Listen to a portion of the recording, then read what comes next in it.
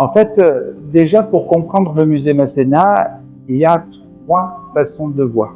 Et des fois on parle de la Villa Masséna et des fois on parle du musée. La villa, c'est 1898 la construction, 1900 on l'habite, la famille Masséna. 1917, il n'y a pas d'enfants, il y a une grosse question, que va devenir la villa?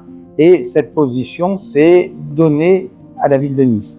1919, il trouve une utilisation à faire les salons officiels de réception et le prince d'Essling dit oui à une condition. Par contre, c'est que cette villa sert aussi en histoire pour autre chose.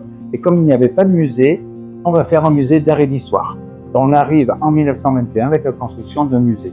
Ce qui fait que lorsque vous arrivez à la villa, vous êtes dans le monument historique, puis on rentre à l'intérieur et on voit les salons tels qu'ils étaient en 1917, avec le mobilier, les boiseries. Puis on monte à l'étage et on est sur ce musée qui raconte l'histoire de Nice entre 1760 et 1936. Et de là, on explique pourquoi on est passé de la 35e ville de France à la 5e.